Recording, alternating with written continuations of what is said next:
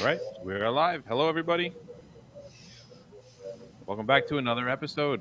And hopefully, this is us on our new day. And hopefully, enough people found their way to the links. Looks like we got 16 people sitting in the chat room.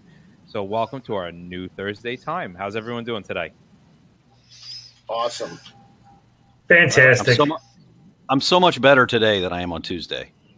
Super Why? duper. Because I'm in the new production studio. It is beautiful. I see that. I love it. Is that the $3.2 million you guys spent on the new studio? It is. It's Amazing. all of the HazSims that have been sold to FDNY.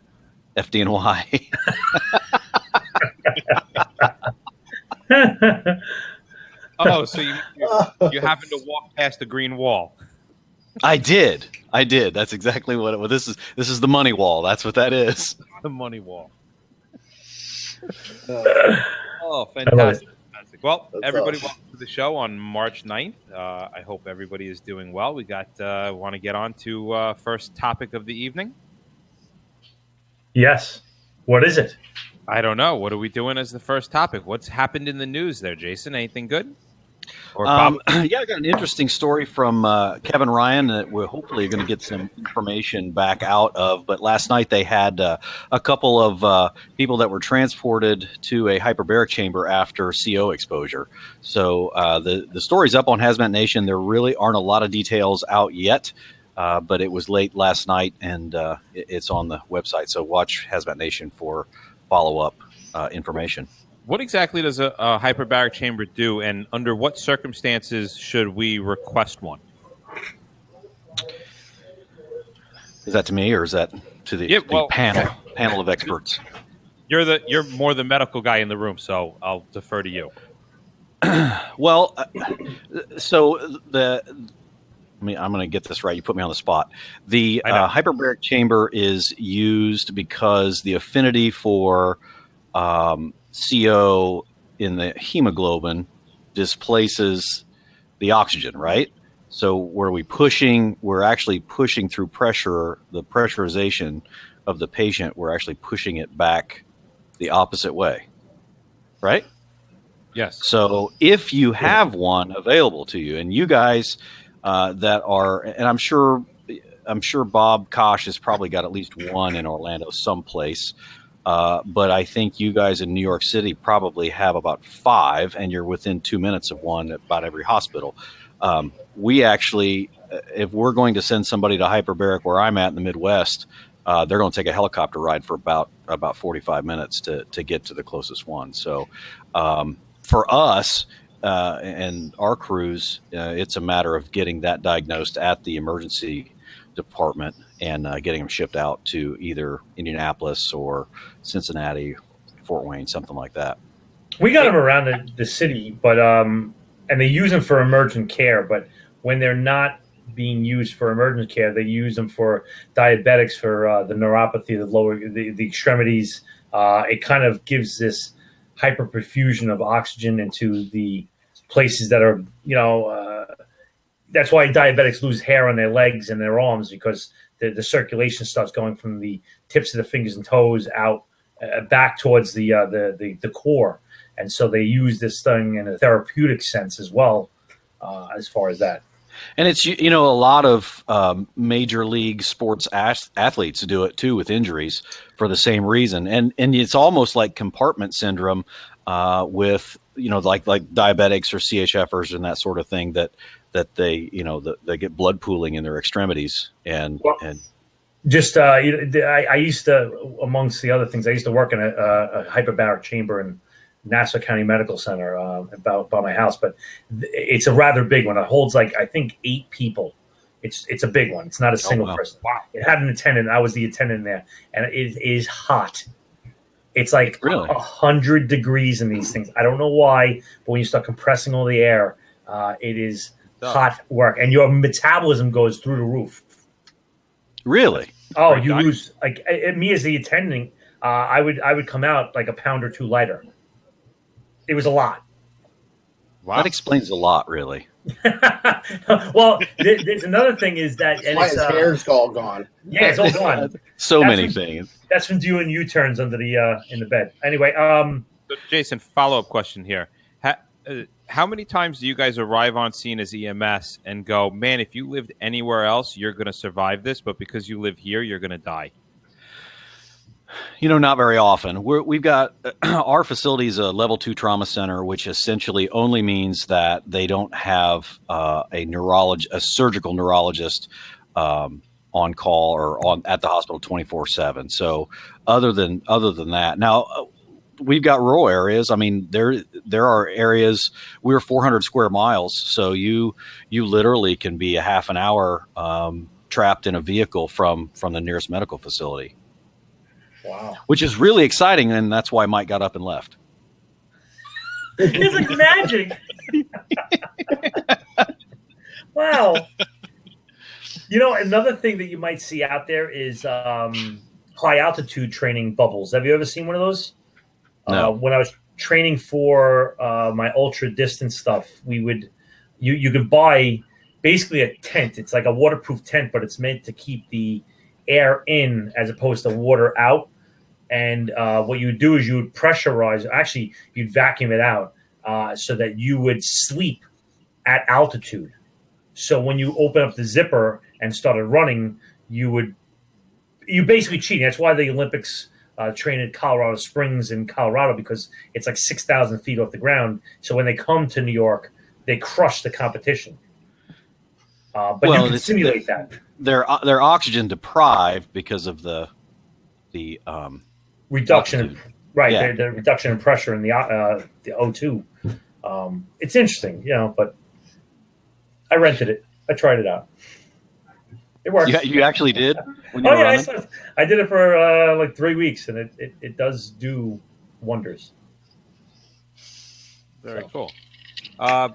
Anybody want to take this question that's in the chat room from Dominic? He says, what is the best decon solution for a fentanyl lab? I know we're not on that kick, but gasoline. Oh, I'm totally joking. Don't believe that. That was totally. If you don't have That's gasoline, hazmat humor right there. you could leave the stove on. Right. Just don't. Yeah, wash it down with a shot of Jack. I don't know. You know what? It's not a clue. It's you know what? I'm trying to shoot him from the hip, and unfortunately, we don't have the fentanyl guy on here. I don't think I didn't see Todd Burton on, but if being on my heels as of right now, I would do a dry decon. Right, I would get my clothing off. That takes about 90% of my problem away. I would hit it with some water because it's going to give it a transport across the barrier. I would say my copious amounts of water is going to override that, and then use a little soap, and I should be good. I don't think I've never heard of any type of actual solution that's recommended other than soap and water. I would think it would be depending on what you would decon. If it's going to be a person and it's going to be on their skin, then soap and water, we don't want to use any kind of crazy chemicals. But if we're actually deconning gear or material, then probably a bleach solution with a little bit of soap to try to, emulsify whatever's there, and maybe the bleach to try to denature whatever kind of, chemical compounds are floating in there. It may work, it may not. I'm not 100% sure if the bleach would actually do anything to that compound. I don't know about that. I just did a phone the friend, i.e. Todd Burton, and he's actually texting right now, so stand by for that answer, because he is the Wikipedia of Hazmat. And Dominic is decon a person ant material. So I'm not quite sure what an ant material is. But we will You don't have to take that, Dominic. So, That's all right. awesome. While we're waiting for an answer, I was going to make the comment. The fentanyl that we're seeing is, you just don't want to get it on your skin, and because it's like the fentanyl patches are transdermal. same thing. If it's a liquid, then it's going to absorb. So, I mean, don't put it in your mouth, obviously, but I'm going to go with everybody else and same thing, soap and water. And Bobby's right. Taking your clothes off, usually 90% of the problem. I hear that a lot. It happens every time. I say it a lot. Oh man, this is all right. So that's going to be our theory. That's the group's theory until we hear back from Mr. Burton about what it could do. Now, I guess it would also depend, right? We've got two different types of labs. We've got fentanyl labs that we're just taking fentanyl and cutting it into the heroin, and then we have the actual fentanyl labs that are producing fentanyl or carfentanil from scratch.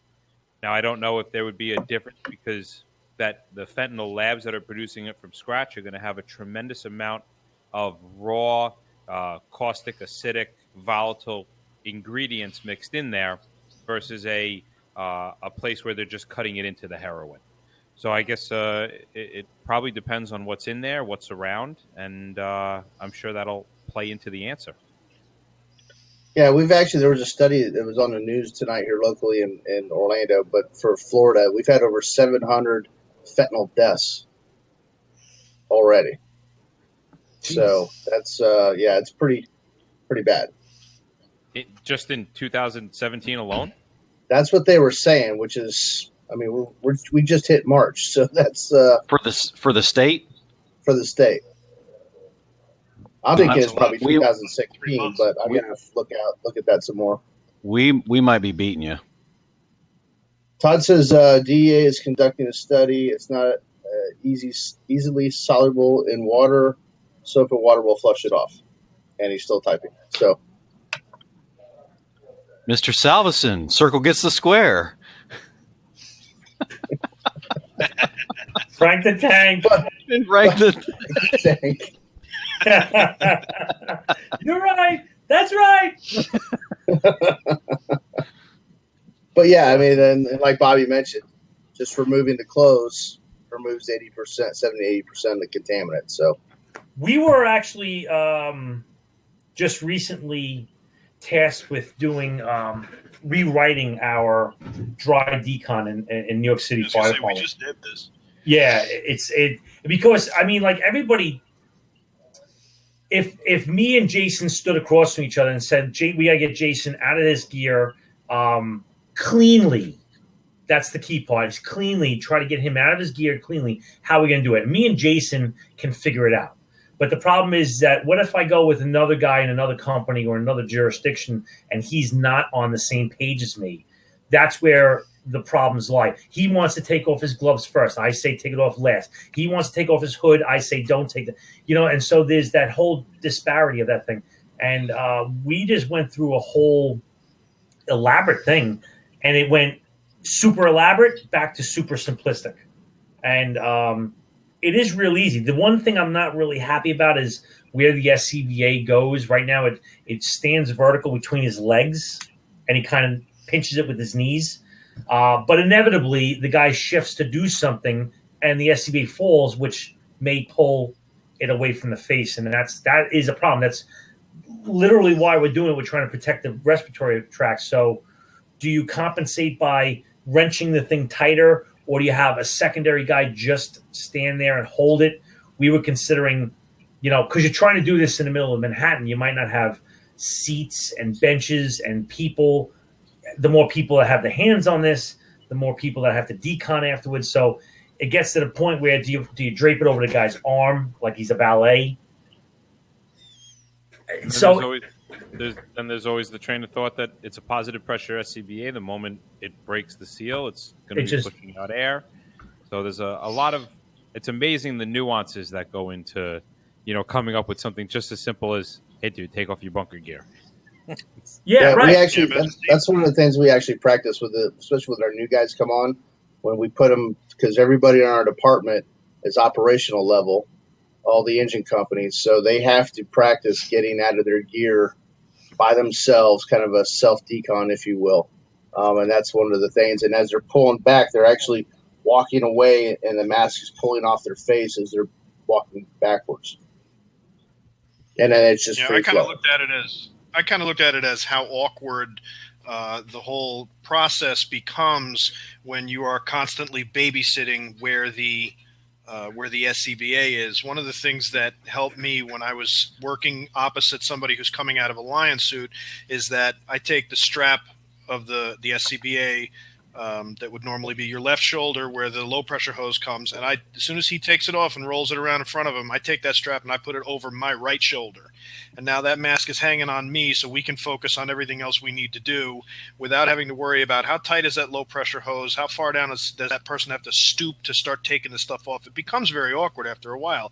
And the same problem exists when you go to do the removal of the bunker gear, because you're now putting that thing on the ground. The low pressure hose is only so long, and it makes it even more difficult to try and get out of this stuff cleanly when you have to deal with this thing sitting between your legs. And not only that, every few seconds it starts to go, hey, I'm not moving, and the alarm starts to go off, and you go, okay, now I got to shake my legs, and maybe it drops when that happens, and it becomes a real nightmare. So that's the other considerations that that have been in this process. That's interesting. I wonder what if anybody out there has got a good dry decon technique, send it out to us. I'd like to kind of compare notes. If you have put his SCBA on you, wouldn't you have contaminated yourself? No, because I'm outside and I'm not clean because I'm helping him get out of his suit. I'm dirty. He's clean because he's on the inside of the suit. So I'm not contaminated already. I'm simply dirty. I haven't gotten decontaminated yet. I'm helping him to get out of his suit cleanly, and I'll get out of my suit cleanly later, if that makes sense. You're acting as a decon guy. You're assuming a level of contamination.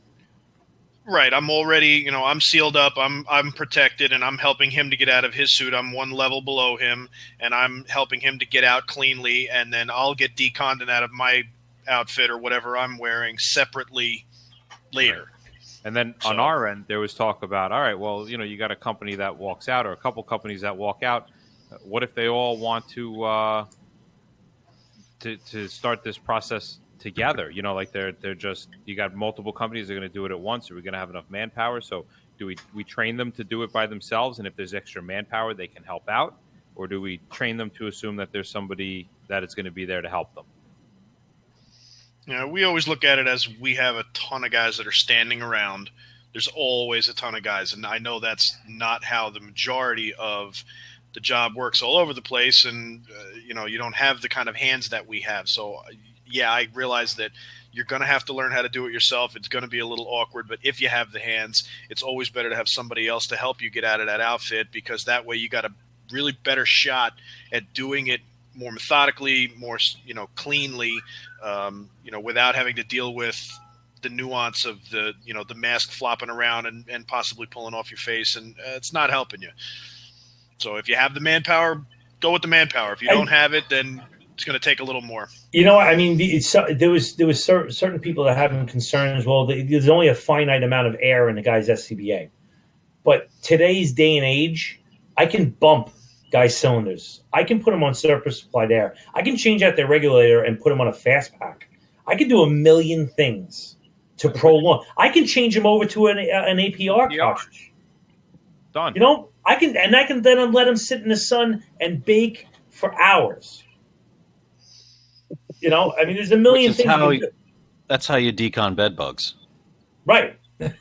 Exactly. True. It's true. Everybody seen a new electrostatic decon stuff? No, I have never heard of. Never heard of that. Never heard of that. Switching to what does it do? How does it work? That's a good one. I'd like to hear that. Does that work like the electrostatic dust collectors in your house? Oh, the Dyson. That's nice. The little Dyson machine. That's a good way to pull a lot of dust out of the house. I'd love to see that.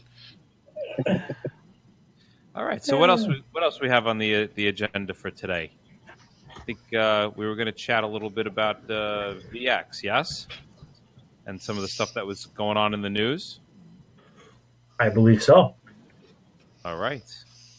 And we were going to bring somebody on, but I don't know, since nobody uses their last names in the chat room, I don't know which Bob is which. You could check it by the email, but I believe he was invited twice.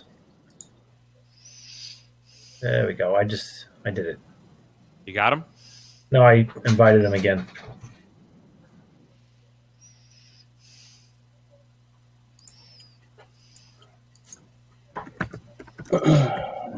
Yeah. Has anyone taken that Decon IQ class, or knows anything about all this new Decon stuff that they're supposedly pushing? I have not. Neither have I. No, we saw some of it last year in Baltimore, but it was, maybe it was one of those brand new stuff, right?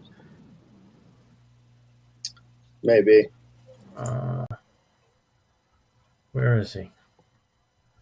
Well, while we're waiting to bring him, let me just bring up something real quick.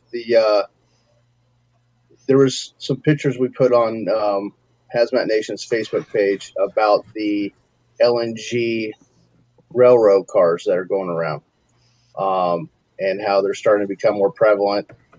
And there was a lot of discussions about how to handle them back and forth.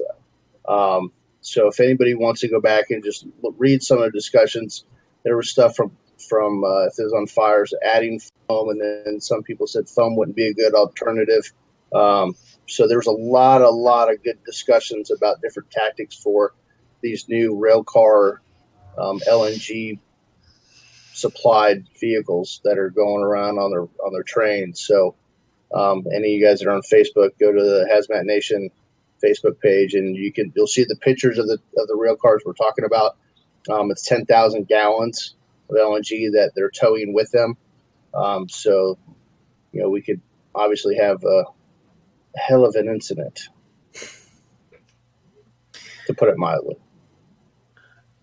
Bob, you got to hit the microphone and the camera button at the top of the screen.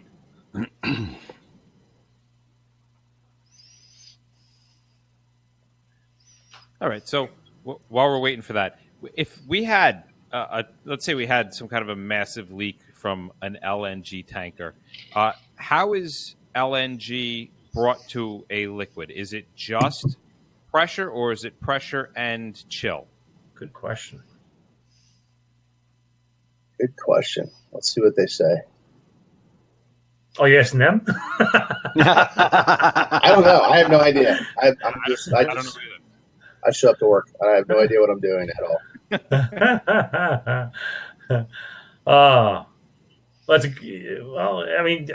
It's a longer answer than I think we're going to have. Chill. We have chill and pressure from Underwater Bob. That's Bob Lundgren. I'm just wondering if if you had something that is kind of a cryogenic, I wonder if throwing some water on it won't help it just evaporate and go away. Or if it's cold, will it evaporate and hang low because it's chilly? Or maybe we just burn it off. I like that idea. I like burning off personally. Yeah, like the whole puddle on fire and just walk away. I like fire. Fire's good. Then everybody can sit there and go, ooh, ah, right. Ooh, ah. I mean, listen, LNG, well, not LNG, but liquid propane. We just did a whole thing on this, and actually, this is going to be a video, little montage that you might do, but it has very interesting properties, right? It's one of those things where you can take the liquid and put it in a cup and let it sit. Right, in an open cup that you drink out of the water, right, and it'll sit and be good. It'll boil for a little while, and then it so rapidly goes down in temperature that it just will chill. It just chills, and because the liquid it takes a while for the mass of the liquid to get going, so to actually come off. I'm sorry, Bob Stern's texting me now. So when you have it in this cup, you literally, so for those who haven't taken some of the classes that actually show this, they take the propane and they put it into a hydrometer, right? That hydrometer is clear; it allows you to see it, and they decrease the pressure on it, and you see it boiling away. And at the same time, there's a temperature gauge, and you actually get to watch that temperature gauge drop in temperature all the way into the minus Fahrenheit, around minus 40. And then once you do that, you can literally just pour the liquid right out into a cup and you swirl it around, and there it is. And it just, every once in a while, there's a little bit of bubble, but there's almost no propane that comes out. And then we take it and you throw it up against the wall, and that act of, increasing the surface area allows the heat absorption to go quicker, and the whole thing just vanishes. That's part of the demonstration, is that LNG, well, I keep saying it, LP, when it's kept in the cup, sits like a good boy, and it off gases, but it does so at a slow rate because the mass of the liquid eats it quickly. You know what I'm saying? So if I increase that, let's say I take the cup and I pour it across a table, it vaporizes almost instantly because I've increased exponentially that whole surface area phenomenon. So, it's there's a direct relationship between the vaporization rate, right? Because, evaporation happens is a surface phenomenon, and boiling is a mass phenomenon. So because if you increase the surface area, the evaporation happens more rapidly. So it's just a good teaching point for us to do that. In fact, we can probably, once that thing's produced, the hydrometer, maybe we can play it on the show and we can kind of extract it and see where we go with it. What do you mean by boiling is a mass event and evaporation is a surface event? It's just a definition. Like, when you have a pot of water and you get those little bubbles that start at the bottom on those nucleation sites, and they bubble up and they come up, that's from almost a flash of steam, right? So a pocket of that water flashed over the seam, became a bubble, and floated to the top and came out. So this is an entire pot phenomenon, boiling.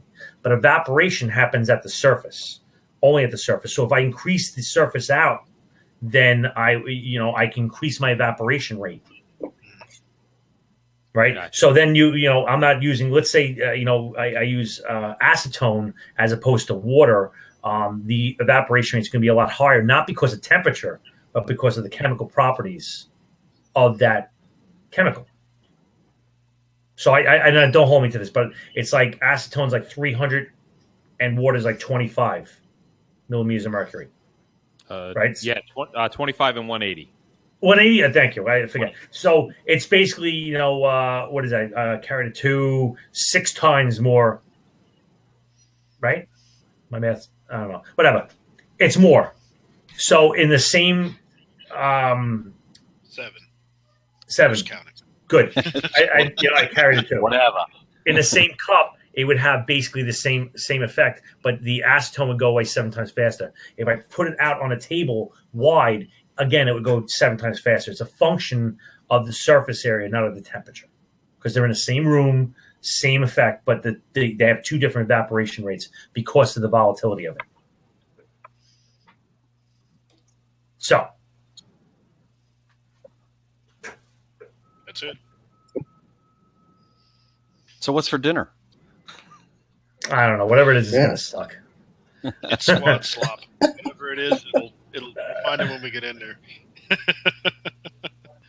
You guys had any good? Mike, can you hear us? Are you still there? Yeah, I can hear you. Checking here. Okay. What else we got? We're kind of waiting. You guys, anybody had any interesting calls? What have we had recently? I for some reason, I think there was one that was good. Why do I think there was a good one? Yes, you did. You had the batteries. Oh yeah. We had right across from Trump Tower.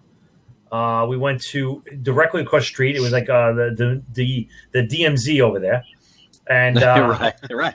We went to the Verizon building, the Verizon Vault, and they had racks of batteries for their cellular phones. I don't even think it was a cell phone. I think it was just the in-building phone room, and they had tons of what looked like soda can, like the Arizona, the large ones, in a 6-pack configuration, all bolted together, and they were in banks. And what was happening, and the room's hot, but when you're coming down the hall, you started to smell a definite acrid, we'll say, smell started hitting you, and it tasted corrosive. And I don't want to say that the wrong, like, oh, you don't taste stuff. Let me tell you, you tasted it upon hitting the hallway. None of the meters were pinging. None of the strips were going. So at a certain threshold, we said, okay, it's time to put on the masks. So we put on our SCBAs, and none of the corrosive paper ever changed over. But and I do have some pictures. I don't have them with me though, but we will. I can probably bring them out next week. Some of the batteries started to split and show some corrosion on the outside of the plastic boxes that they were in. So basically what we do is we just basically isolated it, shut the power off, and there is no ventilation in these rooms. So there is nothing to do.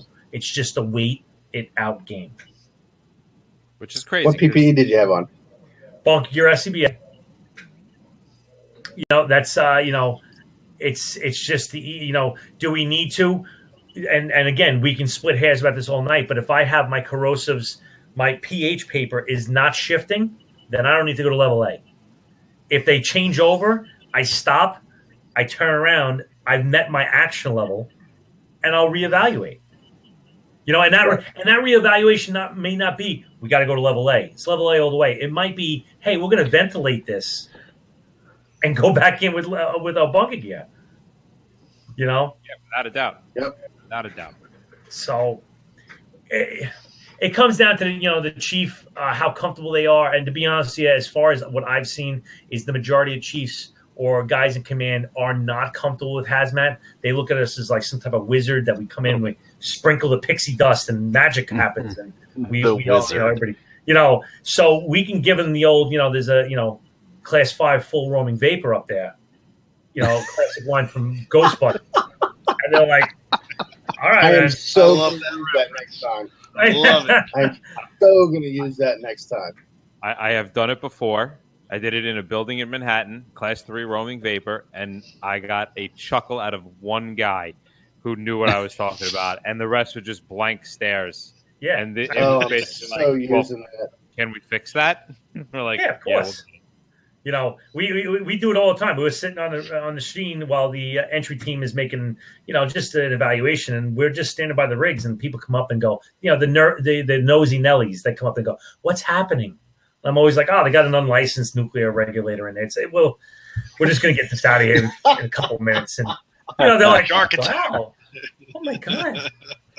Oh, that's epic. Yeah, their faces are melting off. But, listen, it's not. Yeah. Cats we and got dogs it. merging together. Just another Thursday. Yeah, it works. So, I'll bring that. You know what? I'll bring that back. And me and Mike have been shooting some video tutorials that we've been kind of bringing together, and maybe this is a good. They're like 2 or 3 minute little segments, so maybe we can play it and we can chat about what is being shown, because most of them are just to expand on a thought or incite controversy. And I'm not saying because we're taking off our clothes. We're saying, we're going against. Well, where did that come from? I'm just saying because that was random. Controversy. It's controversy. So anyway, we're gonna talk about hazmat as we're naked. So yeah, come on, let's do it. It's fun. Yes. All the cool kids are doing it. So, that's it. And cut. Thanks for watching our last show. Trevor, just to answer your question out there in the chat room, did you have a decon prior to entry? I'm going to guess on that the answer is going to be yes, and they're going to consider the probably 15 engine companies that were around the emergency decon ready before entry. Remember, that's a down and dirty. All you need is an engine company with a fog nozzle, and you have decon already. That's right. All. And, in a city, if you get anybody else is in a big city with high rises, if you're inside a building, don't necessarily think that if something happens, you need to go all the way out into the street to get decon. Every apartment has a shower, and every floor has a standpipe. So consider that as an emergency decon opportunity if need be. Parking garages.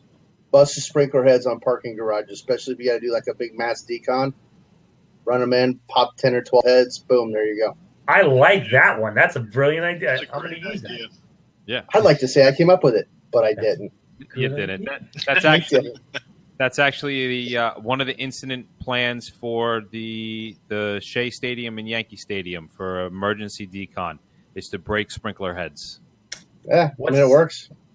We got to wrap this up, but we'll take Trevor's. What is your trigger point for technical decon? For technical decon? Well, I guess we've kind of defined technical decon as two different, as the technical decon and emergency decon. Emergency decon is that quick, we're doing it because we need an emergency, obviously, emergency decon. And then technical decon is anything that we want to wash, rinse, wash, or rinse, wash, rinse. So, it's hard to say what the trigger, because it depends. Did I freeze up? Yeah. I was saying that it's hard to say what the trigger point for technical decon is because it's different for every department. For us, basically, it's double the background, but that number skews the amount of people that we're handling. So if I have to decon 500 people, the threshold, and I'm making up BS numbers, it's Anyone 10. hear him? Yeah, I hear him. I hear him. Oh, you heard him? Okay, so it just blocked out for me? All right, sorry. So if I got 500 people, it's like 10. But if I have 200 people, it's 7. If it's 50 people, it's 3. If it's one person, it's 1. So it scales because I would never get 500 people down to 1. It'd be impossible. So for us, not the public, I don't think there's any real number.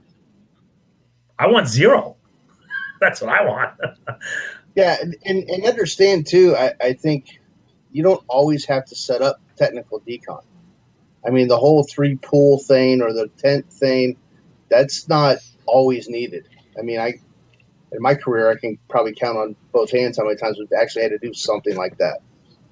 Right. Now, if you walk into somebody's shower and you are methodically scrubbed down and then rinsed, that's a technical decon.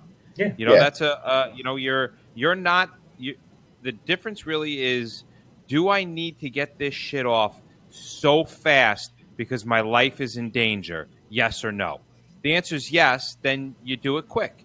If it's hey, my life is not in danger, but I want to make sure that I don't do anything to hurt myself, then you do a technical decon where it's nice and slow and everything is, it's you're scrubbed right and you're rinsed right, and they get the nooks and the crannies and behind the SCBA and under your armpits, between your legs, everything is washed, and you have no worry when you're getting undressed that you're going to get hurt.